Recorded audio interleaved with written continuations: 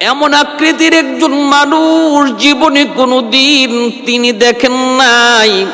ভয় পেয়ে গেলেন, আবার দরজা বন্ধ করে নবীর কাছে এসে বলতেছেন, বাবা গো, ও বাবা, এমন একজন মানুষ দরজার সামনে দাঁড়িয়ে দাঁড়িয়ে অনুমতি চায়, যাকে আমি জীবনে কোনোদিন তোমার দরবারে দেখি নাই। মক্কা মদিনার মানুষের সাথে তার চেহারার কোনো মিল নাই। বিরাট আকৃতির একজন মানুষ, আমি তারে দেখে ভয় পেয়ে গেছি, আবার দরজা বন্ধ করে দিয়েছি।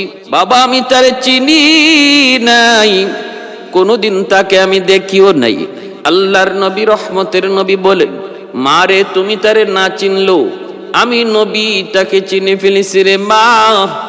এ মা, তোমার কথার বিবরণে আমি চিনে ফেলেছি, কে তুমি না চিনলো আমি চিনে ফেলেছি। ইনি আর কেউ নন, হাদা মালাকুল মাউত। ও মা, তিনি বলেন মালাকুল মউত আজরাইল, জান কবজের জন্য তিনি এসেছেন গো মা, তিনি মালাকুল মউত আজরাইল। বলা মাত্রই খাতুনে জান্নাত কান্না শুরু করে দিলেন আর বলতেছেন, বাবা গো, জিব্রাইল আমাদের কাছে ঘরে বহুবার এসেছেন, আপনার কাছে জিব্রাইল আমিন 24,000 বার এসেছেন, কোনোদিন মালাকুল মউত আসেন নাই, কোনোদিন তিনি আসেন নাই। ও বাবা, আমি যদ্দূর জানি মালাকুল মউত আজরাইল তিনি কোনো বাড়িতে বেড়াইতে যান না, কোনো বাড়িতে তিনি এমনি দাওয়াত খাইতেও যান না। তার যাওয়ার উদ্দেশ্য শুধু একটাই, জান কবজ। মালাকুল মউত আজরাইলের যাওয়ার উদ্দেশ্য একটাই, শুধু জান কবজ। ও বাবা, আমার বুঝ হয়ে গেছে, আমার বুঝ হয়ে গেছে আজরাইল কেন এসেছেন। বাবা, আমি দরজা খুলবো না, দরজা খুলবো না। বুঝেছি আজরাইল এসেছে তোমার জান কবজ করার জন্য গো বাবা, আমি দরজা খুলে দিব না। কারণ যদি আজরাইল তোমাকে নিয়ে যায়, আমি আব্বা বলে কাকে ডাকবো? আবার হাসান হুসাইন কাকে নানা বলে ডাকবে? আমি কাকে আব্বা বলে ডাকবো না গো বাবা। আমি দরজা খুলে দেব না, আজরাইলকে আমি সুযোগ দেব না, তোমার জান কবজের সুযোগ আমি দেব না। আল্লাহর নবী, রহমতের নবী বলেন, ফাতেমা কৌকে তুমি একটু হুশে কথা বলো রে মা। আজরাইল কখনো কোথাও ঢুকতে তারে দরজা খুলে দিতে হয় না, আজরাইলের জন্য দরজা খোলার প্রয়োজন হয় না, হয় না। অনুমতি নিতেছে শুধুমাত্র তোমার বাবার সম্মানে। মা, আজরাইল অনুমতি নিতেছে তোমার বাবার সম্মানে গো মা, নতুবা মালাকুল মউতের কোনো অনুমতি লাগে না। এ মা, একটু দরজাটা খুলে দাও, আল্লাহর সিদ্ধান্ত যা হবার তাই হবে গো মা, তোমার আমার চেষ্টা করে কোনো লাভ হবে না রে মা। মা, তুমি যা দরজাটা খুলে দাও। বাবা, যদি তোমাকে আজরাইল নিয়ে যাই, আমি ফাতেমা বাঁচবো কাকে নিয়ে গো মা? বাবা, তোমার সাহাবীরা কার কাছে যায় দিনের কথা শুনবে? আল্লাহর নবী কয়, মারে কান্না করিস না, দরজা খুলে দে, খুলে দে। খাতুনে জান্নাত মা ফাতেমা রাদিয়াল্লাহু তাআলা আনহা তিনি দরজাটা খুলে দিলেন। মালাকুল মউত আজরাইল তিনি ঘরের ভিতরে ঢুকলেন, ঢুকে আমার নবীকে সালাম জানাইলেন, আসসালামু আলাইকা ইয়া রাসূলুল্লাহ, আসসালামু আলাইকা ইয়া হাবিবাল্লাহ। আল্লাহর নবী গো, আল্লাহ আমাকে পাঠাইছেন আপনার অনুমতি নেওয়ার জন্য। যদি আপনার অনুমতি থাকে তবে আপনার জান কবজ করব, নতুবা আল্লাহ আমাকে খালি হাতে ফেরত যাইতে বলেছেন। এমন আদেশ আল্লাহ আমি আজরাইলকে আজও পর্যন্ত কারো ক্ষেত্রে দেয় নাই, শুধুমাত্র আপনার ক্ষেত্রে গো নবী। আপনি যদি অনুমতি দেন তবেই জান কবজ করব, নতুবা মালিকের অর্ডার খালি হাতে যেন ফেরত চলে যায়। ভাইরা বন্ধুরা, একটু মনোযোগ দিয়ে শুনো রে যুবক, একটু দিলটা নরম করে কথাগুলি শোনো।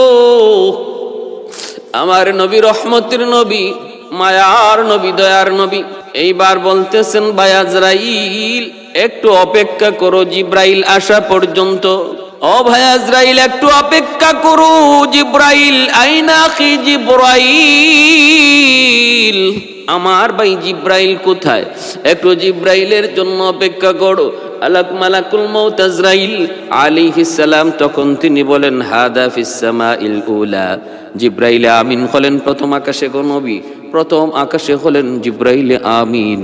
আল্লাহর নবী বলেন, রে ভাই আজরাইল একটু অপেক্ষা করো আমার জিব্রাইল আসা পর্যন্ত।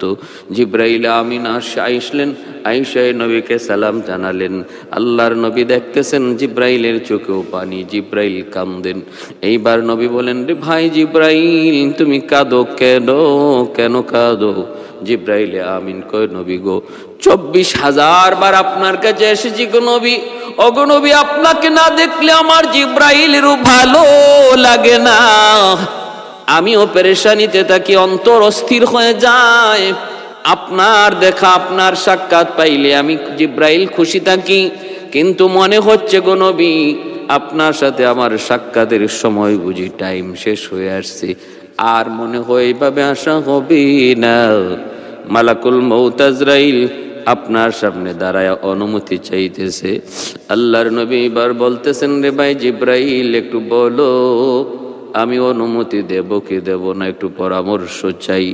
জিব্রাইল আমিন কয়, নবী গো ইন্নাকা মাইয়িতুন ওয়া ইন্নাহুম মাইয়িতুন। ওগো নবীজি অনুমতি আপনি যদি এখন নাও দেন, কিন্তু অনুমতি না দিলেও মরণ থেকে কেউ রেহাই পায় নাই, পাবেও না, কেউ রেহাই পায় নাই, পাবেও না। আজ নয় কাল, আজ নয় কাল সবাইকে একদিন চলে যেতে হবে। মূসা আলাইহিস সালাম আল্লাহ অনুমতি দিয়েছিলেন, মূসা একটা দুম্বার পিঠে হাত রাখো, হাতের নিচে যতগুলি পশম পড়বে, এত বছর যদি তুমি বাঁচতে চাও আমি আল্লাহ তোমাকে বাঁচার সুযোগ করে দেব। মূসা কালিমুল্লাহ কয়, মালিক এরপরে কি হবে? আল্লাহ বলেন, এরপরে তোমাকে যেতে হবে। মূসা বলেন, আল্লাহ এরপরে যদি যেতেই হবে, যাওয়া যদি লাগবেই, তাহলে দেরি করে লাভ নাই, যেতেই যেহেতু হবে আমি আর দেরি করতে চাই না। এজন্য আল্লাহ পাক রব্বুল আলামিন সময় দিবেন গো নবী, চাইলে আপনাকে সময় দিবেন, কিন্তু সেই সময় চিরন্তন কোনো সময় নয়, চিরকাল কোনো সময় নয়। পৃথিবীর কোনো সৃষ্টি কোনোদিন আজ পর্যন্ত তার চিরকাল হতে পারে না, চিরদিন হতে পারে না, চিরন্তন হতে পারে না। চিরন্তন শুধু একমাত্র আমার আল্লাহ, চিরন্তন শুধু একমাত্র আল্লাহ। শুরু আছে যার, শেষ হবে তার, জন্ম আছে যার, মৃত্যু আছে তার। শুরু নাই, জন্ম না, একমাত্র আমার আল্লাহর। এজন্য আল্লাহ পাকের মৃত্যুও নাই। আল্লাহ ছাড়া যত মাখলুক রয়েছে সবার শুরু আছে, তাই শেষও আছে। কুল্লু মান আলাইহা ফান ওয়া ইয়াবকা ওয়াজহু রাব্বিকা যুল জালালি ওয়াল ইকরাম। পবিত্র কোরআনুল কারীমের সূরাতুর রহমান আল্লাহ পাক রব্বুল আলামিন পরিষ্কার ভাষায় তিনি জানায়া দিয়েছেন, সব কিছু একদিন ফানা হয়ে যাবে, শেষ হয়ে যাবে, কেউ থাকবে না, কিছুই থাকবে না, থাকবে শুধু একমাত্র আমার আল্লাহর অস্তিত্ব। এজন্যই জিব্রাইল আমিন বলে, আল্লাহর নবী গো অনুমতি না দিলেও সময় কিছুদিন বেশি পাবেন হয়তো, কিন্তু যেতে হবে। আপনার আগে ইব্রাহিম নবী গেছে, আদম নবী গেছে, নূহ নবী গেছে, মূসা নবী গেছে, ঈসা নবী গেছেন, কোন নবী আজ পর্যন্ত নাই। আল্লাহ যাকে ইচ্ছা করেছেন এখনো পর্যন্ত আল্লাহ রাখছেন, তবে একদিন সবাইকে মরতে হবে। হয়তোবা কোন নবী এখনো পর্যন্ত আল্লাহ কোনো হিকমতে বাঁচায় রাখছেন, কিন্তু একদিন সব কিছু ধ্বংস হয়ে যাবে, কেউ থাকবে না, থাকবেন শুধু একমাত্র আল্লাহ। এই কথা বলা মাত্রই আল্লাহর নবী রহমতের নবী বলেন, ভাই জিব্রাইল তাহলে আমি আল্লাহর কাছ থেকে একটা কথা না জানা পর্যন্ত অনুমতি দেব না, কারণ আমার মালিক আমাকে জানাইছেন যতদিন পর্যন্ত আমি উম্মতের মাঝে থাকবো আল্লাহ পাক আযাব গজব দিয়া আমার উম্মতকে ধ্বংস করবেন না। আল্লাহ পাক জানাই দিয়েছেন আমার উম্মতের কাছে যতদিন পর্যন্ত থাকবো রে জিব্রিল আল্লাহ আযাব গজব দিয়ে ধ্বংস করবে না। আমার ইন্তেকালের পর আমার উম্মতের কি হালত, কি অবস্থা হবে এটা না যাই না আমি অনুমতি দিতে পারি না। আমার দয়ার নবী, রহমতের নবী, মৌতের আগেও আল্লাহর কাছ থেকে উম্মতের হালত তিনি জানতে চান। এই কথা বলেন না, আমার মৃত্যুর পর আমার ফাতেমার কি হবে একটু জানতে মন চাই রে জিবরাইল, আমার পরিবারের কি অবস্থা হবে একটু জানতে মন চায়। এমনটা নবী বলেন নাই, নবী বলেছেন জিবরাইল জানতে মন চায় আমার ইন্তেকালের পর আমার উম্মতের কি হালত হবে, আমার উম্মতের সাথে আমার মাওলার কি হালত হবে, কি আচরণ হবে একটু জানতে মন চায়। জিবরাইল আমিন বলেন, নবী গো এই খবর আমি আপনাকে দিতে পারি। আল্লাহর কাছে চলে গেলেন জিবরাইল আমিন। আল্লাহ পাক বলতেছেন, জিবরাইল আমার বন্ধুকে জানায় দাও, আমার বন্ধুর দুনিয়া থেকে বিদায়ের পরও আমি তার উম্মতকে ভুলবো না। বন্ধু যদি আমার কাছে চলে আসে, তার রেখে আসা উম্মতের জিম্মাদার আমি আল্লাহ নিজে হয়ে যাব। আহাদুন লাইসা কামিসলি সামাদুন লাইসা কাফাদলি লিমানিল মুলকু তুগুই তু সাজাওয়ার খুদাই তু খুদাওয়ান্দে ইয়ামিনি তু খুদাওয়ান্দে ইয়াসারি তু খুদাওয়ান্দে জামিনি তু খুদাওয়ান্দে সামাই তু রহিমি তু করিমি তু সামিঈ তু বসিরি তু মুইজ্জি তু মুযিল্লি তু মালিকিল আরশি বাজাই বরি আজ খুরদন ও খুফতন বরি আজ তহমতে মরদন বরি আজ বিম উমিদি বরি আজ রঞ্জ বালাই। আল্লাহ পাক রব্বুল আমিন জানায় দিছে, বন্ধুকে জানায় দাও নো টেনশন, চিন্তার কোন কারণ নাই, আমার বন্ধু যেন চলে আসে। ও জিবরাইল, আমার বন্ধু মৌতের সময় তার পরিবারের কথা বলে না, বলছে উম্মতের কথা। আমার বন্ধু তার উম্মতের জন্য কত পাগল, আমার বন্ধুকে তুমি জানায় দাও তার উম্মতের ব্যাপারে আমি আল্লাহ তাকে নিরাশ করব না, এমনকি তার বিদায়ের পর তার উম্মতের জিম্মাদার আমি আল্লাহ নিজে হয়ে যাব। সুবহান। এরপরে দয়ার নবী, মায়ার নবী বার শান্ত হলেন। নবী ডাক দিয়া বলেন, রে ভাই জিবরাইল, আমি খুশি হয়ে গেলাম, আমার দিল শান্ত হয়ে গেছে, এইবার আমি রাজি আছি। মালাকুল মউত আজরাইলকে বলো তার কাজ শুরু করার জন্য। ভাইরা বন্ধুরা, এই অবস্থায় খাতুনে জান্নাত মা ফাতেমা রাদিয়াল্লাহু তাআলা আনহা তিনি কাঁদতেছেন। আল্লাহর নবী ডাক দিয়া কাছে আনলেন। নবী ডাক দিয়া কাছে আইনা বলতেছেন, রে ফাতেমা, ও ফাতেমা কাঁদবি না মা, কাঁদবি না, দুনিয়ায় কেউ চিরকাল থাকতে আসি না। মা তুমি কেঁদো না, কেঁদো না। মারে শোনো, মালাকুল মউত আজরাইল এই মুহূর্তে আমার জান কবজ করবে, বাবা চিরকালের জন্য বিদায় নেব। এই কথা শোনা মাত্রই খাতুনে জান্নাত তিনি কাঁদলেন, কান্না শুরু করলেন, চোখ দিয়ে পানি মুছতেছে, ঝরে পানি পড়তেছে। মায়ার নবী বাউর মাথায় হাতটা রেখে নবী বলতেছেন, মা তুই কাঁদবি না রে মা, তাহলে শুন, আমার বিদায়ের পর আমার পরিবার থেকে সবার আগে তোমার সাথে বাবার দেখা হবে।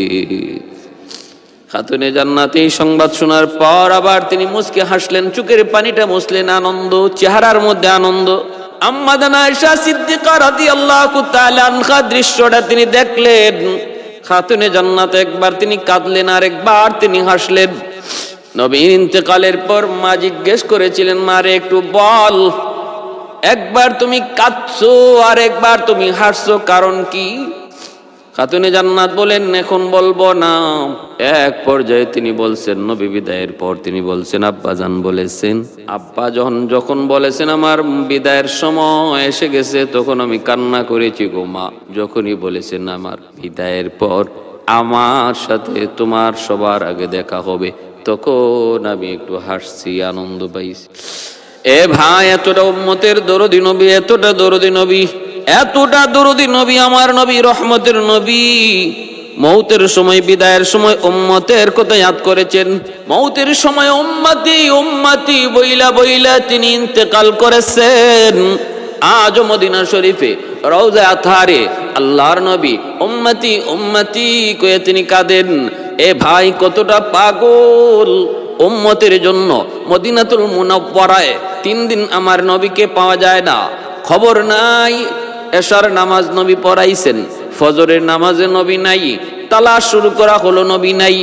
আম্মা জান আয়েশা সিদ্দিকও বলতে পারেন না, খাতুনে জান্নাত ফাতেমাও বলতে পারেন না, আলী বলতে পারে না, হাসান হুসাইন আবু বকর ওমর কেউ বলতে পারে না নবী কোথায়।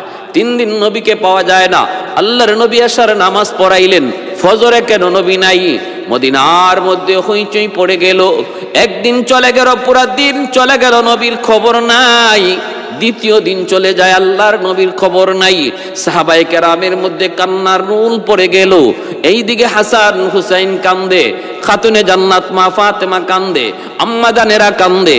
মদিনার মধ্যে কান্নার রুল সবার অন্তরে বয়ে ঢুকে গেল। তাহলে কি আমার নবীকে মুনাফিকের দল কোথাও তারা শহীদ করে ফেললো নাকি?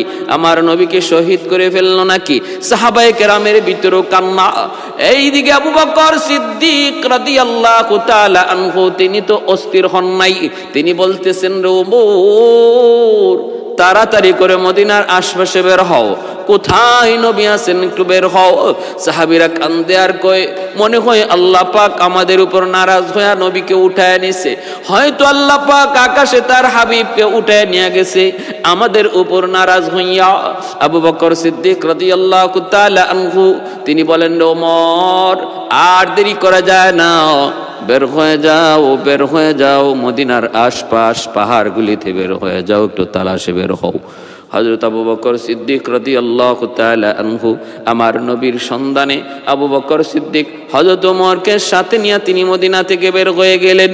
এ ভাই, কান্না, সবাই কান্দে, মদিনার শেষটা পর্যন্ত কান্দে, আমার নবী কোথায়? আবু বকর সিদ্দিক তালাশে বের হয়ে গেছেন। উট রাখালেরা আসতেছে মদিনা থেকে প্রায় 5 কিলোমিটার দূর। চলে গেলেন খুঁজতে খুঁজতে, কোথায় কোথায় কোন গুহায় কোথায় নবী আছেন কেউ জানে না, জানার কথাও না। রাখালের দলেরা আসতেছে। আবু বকর সিদ্দিক ওই রাখালদেরকে ডাক দিয়ে বলেন, রাখালেরা রে, ও রাখালেরা, বল আমার দ্বীনের নবী, মায়ার নবী রে, তোমরা কেউ দেখছো নি রে? রাখালেরা তখন বলতেছে, আবু বকর, কার কথা বলতেছ? কয় মুহাম্মাদুর রাসূলুল্লাহ। রাখালেরা কয়, আমরা জানি না, ওই পাহাড়ের গুহাটার মধ্যে কে যেন কান্দে গো, আমরা জানি না কে, আমরা ওই গুহার ভিতরে ঢুকি নাই, কিন্তু আবু বকর রে, যেই হোক না কেন তার একটু তোমরা নিয়ে যাও, কারণ আজকে 3 দিন পর্যন্ত এই গুহার আশপাশে কোনো উট, কোনো বেড়া, কোনো দুম্বা ঘাসে মুখ লাগায় না রে। ওই মানুষটার কান্নার কারণে কোন জীব জানোয়ার আজ 3 দিন যাবত ঘাসে মুখ দেয় না। ও আবু বকর, দয়া করে ওই লোকটা কে জানি না, তবে শুনেছি তিনি শুধু উম্মতি উম্মতি কয়ে কান্দে। আবু বকর সিদ্দিক এইবার বলতেছেন, ওমর, হয়তো আমার নবী ছাড়া কেউ উম্মতি উম্মতি কয়ে কানবে না। আবু বকর ওমরকে বলেন, চলো তাড়াতাড়ি করে চলো। আল্লাহর নবীকে নিয়ে হযরত ওমর ওই গুহায় আসলেন, পাহাড়ের গুহা। ভাইরা বন্ধুরা, কিরাতুল পাহাড় মদিনা শরীফ থেকে 5 কিলোমিটার দূরে। আবু বকর সিদ্দিক, ওমর ফারুক রাদিয়াল্লাহু তাআলা আনহু, আয়েশা তারা আসলেন, ওসমান গনিও আসলেন। আল্লাহর নবী সিজদায় পড়ে, ইয়া উম্মতি উম্মতি উম্মতি উম্মতি ইয়া রাব্বি হাবলি উম্মতি বইলা বইলা যখন কান্না করেন, সিদ্দিক আকবর যায় পরিচয় দিয়া বলতেছেন, নবী গো, ও গো আল্লাহর নবী, মাথাটা উঠান, দেখেন আপনার আবু বকর এসেছে, একটু মাথাটা উঠান গো নবী, আমি আবু বকর এসেছি, আমি আপনার হিজরতের সঙ্গী, হিজরতের সাথী আবু বকর। ইয়া রাসূলুল্লাহ, মাথা উঠান, মাথা উঠান। আল্লাহর নবী মাথা উঠান না, সেজদা থেকে মাথা উঠান না। নবীজি সেজদায় পড়ে পড়ে, ইয়া রাব্বি হাবলি উম্মতি, আল্লাহ আমার উম্মত, আল্লাহ আমার উম্মত, আল্লাহ আমার উম্মত কে কান্দেন।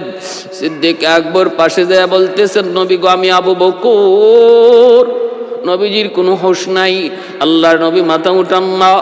সিদ্দিক একবার এবার ডাক দিয়া বলে, ইয়া রাসূলুল্লাহ, মাথাটা উঠান গো নবী।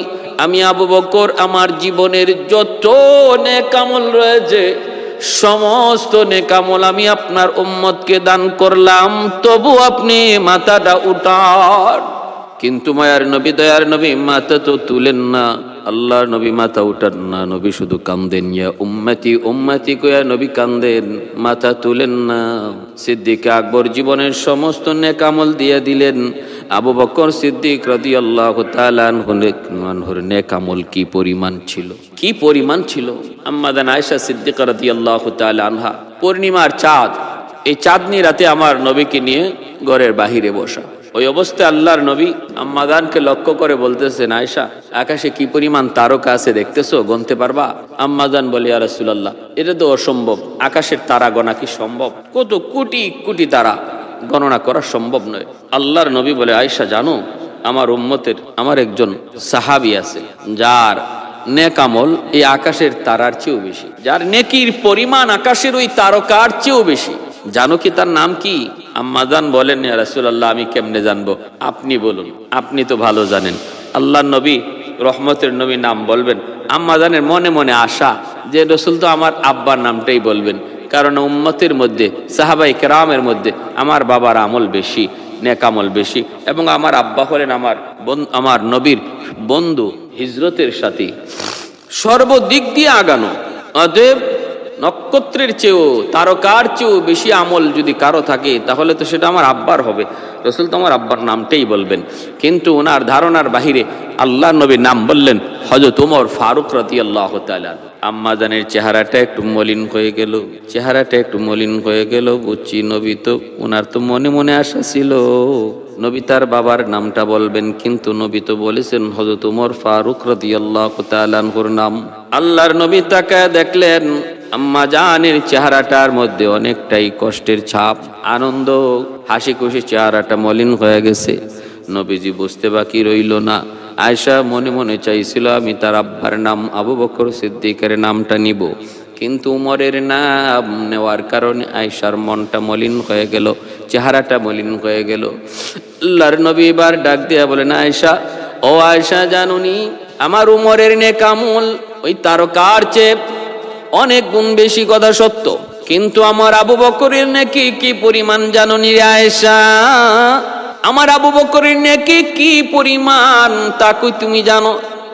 আম্মা জান বলেন, ইয়া রাসূলুল্লাহ, আপনি ভালো জানেন। আল্লাহর নবী তখন বলতেছেন, রে আয়েশা, তাহলে শোনো, আমার সমস্ত উম্মতের নেকি এবং হযরত উমরের জীবনের সমস্ত নেকি যদি এক পাল্লায় রেখে দেওয়া হয়, আর এক পাল্লায় আমার আবু বকরের শুধু এক রাতের নেকি লেখা হয়, যেই রাত্রে আবু বকর আমার সাথে হিজরতের সঙ্গী হয়েছিল রে আয়েশা, ওই এক রাতের নেকি যদি এক পাল্লায় রেখে দেওয়া হয়, ওমরের জীবনের সমস্ত নেকি যদি এক পাল্লায় রাখা হয়, শুধু তাই নয়, উম্মতের সমস্ত উম্মতের নেকিও যদি এক পাল্লায় রেখে দেওয়া হয়, তবু আমার আবু বকরের এক রাতের নেকি আল্লাহর দরবারে ভারী হয়ে যাবে।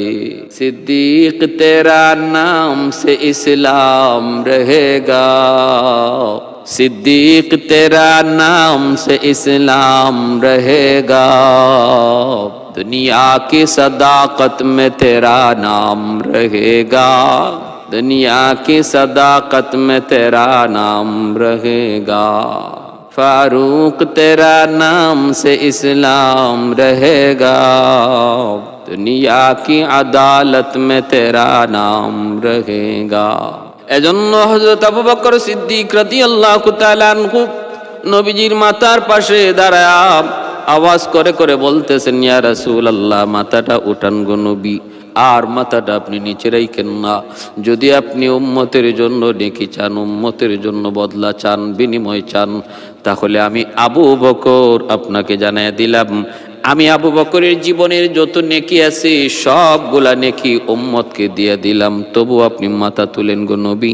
মদিনায় কিয়ামত শুরু হয়ে গেছে, নারী শিশু কেউ খানা খায় না, মদিনার পশু পাখি পর্যন্ত খানা বন্ধ করে দিয়েছে গো নবী। এইবার মাথাটা একটু উঠান, মদিনায় চলুন। আল্লাহর নবীর কোনো জবাব নাই। হযরত ওমর ফারুক রাদিয়াল্লাহু তাআলা আনহু এইবার সালাম দিয়ে বলে, ইয়া রাসূলুল্লাহ, আমি ওমর এসেছি গো নবী, আমি ওমর এসেছি।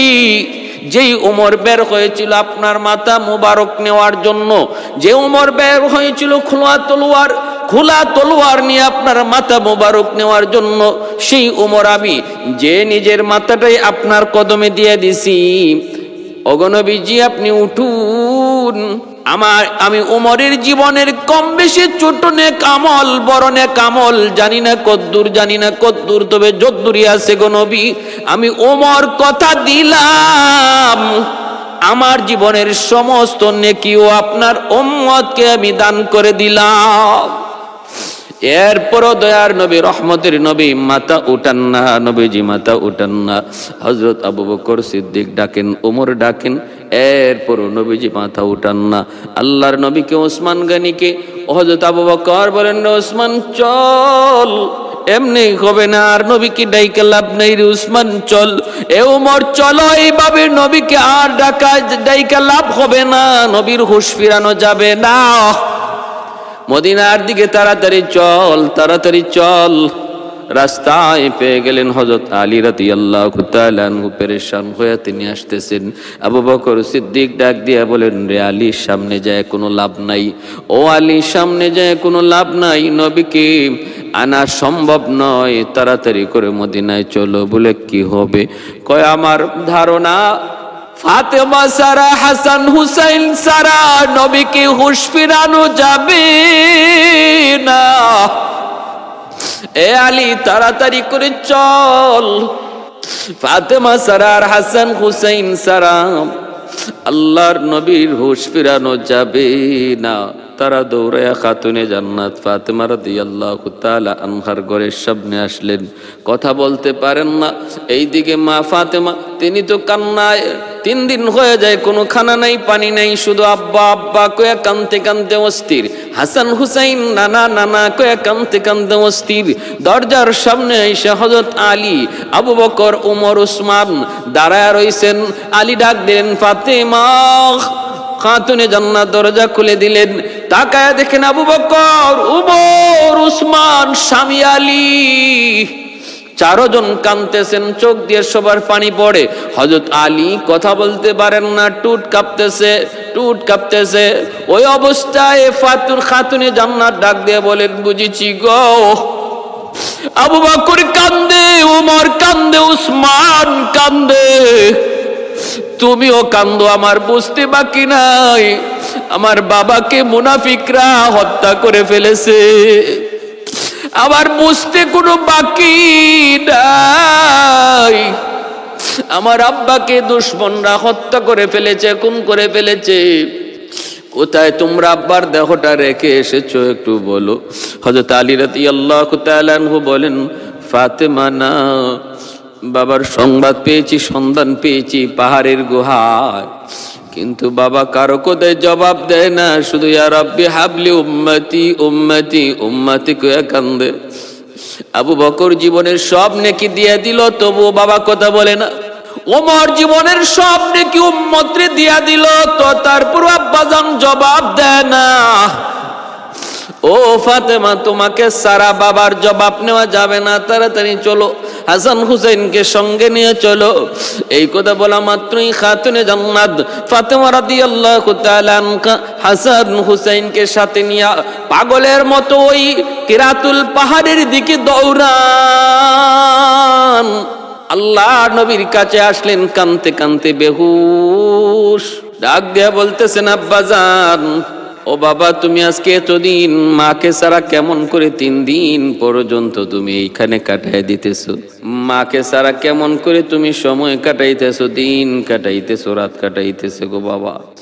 বাবা তোমার, ও বাবা, আমার আম্মা খাদিজাতুল কুবরা রাদিয়াল্লাহু তাআলা আনহা ইন্তেকালের সময় তোমার হাত আমার হাতে রেখে দিয়ে বলেছিলেন, মা রে, আমি চলে যাইতেছি, তোমার বাবাকে তোমার হাতে সমঝায় গেলাম, মা বাবাকে একটু দেখে রাখো, চতুর্দিকে দুশমন, আমি মা যতদিন ছিলাম তোমার বাবার গায়ে কোনো টোকা দেওয়ার সুযোগ দেই না। আজ আমি দুনিয়া থেকে বিদায় হয়ে যাচ্ছি, মারে আমি তোমার হাতে, তোমার আব্বার হাতটা রেখে গেলাম। চতুর্দিকে দুশ্মন। মা কখনো বাবাকে একা ফালায় কোথাও তুমি যাও না, কোথাও যাও না, খেয়াল রেখো, বাবার দিকে খেয়াল রেখো। ও বাবা, তুমি আজকে 3 দিন পর্যন্ত এই জায়গায় তোমার খোঁজ নাই। বাবা, ও বাবা, কেমন করে আমি হাসান হুসাইনকে বুঝ দিব? 3 দিন পর্যন্ত তোমার কলিজার টুকরা নাতি হাসান হুসাইন খায় না। শুধুমাত্র নানাজি কই, নানাই কই, নানাই কই, নানাই কই। ক্ষুধার যন্ত্রণা তাদের লাঘব হতো তোমার চেহারা দেখলে পরে। যখনই আমার ঘরে কিছু থাকতো না গো বাবা, হাসান হুসাইন ক্ষুধার যন্ত্রণায় ছটফট করতো। আমি যখন বলতাম নানাজির কাছে যাও, দৌড়ায় তারা মসজিদে নববীতে আপনার কাছে এসে বসতো। ওগো না আব্বাজান, আপনার চেহারা দেখলে পরে হাসান হুসাইনের ক্ষুধার যন্ত্রণা চলে যেত, ক্ষুধার কথা ভুলে যাইতো। আজ 3 দিন হয়ে যায়। বাবা, তুমি এখানে কেমন করে আমি ফাতেমা মদিনায় থাকবো? কেমন করে আমি খানা খাইবো? কেমন করে আমি স্বাভাবিক জীবন কাটাবো? বাবা একটু চলো, ও বাবা তুমি একটু চলো, আমার সাথে চলো। যখনই তিনি এইভাবে ডাকতেছেন তবুও নবী কথা বলেন না, জবাব দেয় না। ভাইরা বন্ধুরা, হাসান হুসাইন সামনে লইয়া খাতুনে জান্নাত ফাতেমা রাদিয়াল্লাহু তাআলা আনহা এবার বলতেছেন, আব্বাজান বুঝেছি গো বাবা, আমি খাতুনে জান্নাত ফাতেমা জীবনের সব নেক আমল উম্মতকে দিয়ে দিলাম, বিনিময়ে তুমি মাথা উঠাও, মদিনায় চলো। এরপর জবাব নাই। কান্না আর কান্না। আবু বকর কান্দে, ওমর কান্দে, ওসমান কান্দে, আলী কান্দে, খাতুনে জান্নাত কান্দেন, হাসান হুসাইন কান্দেন। কান্নার রুল।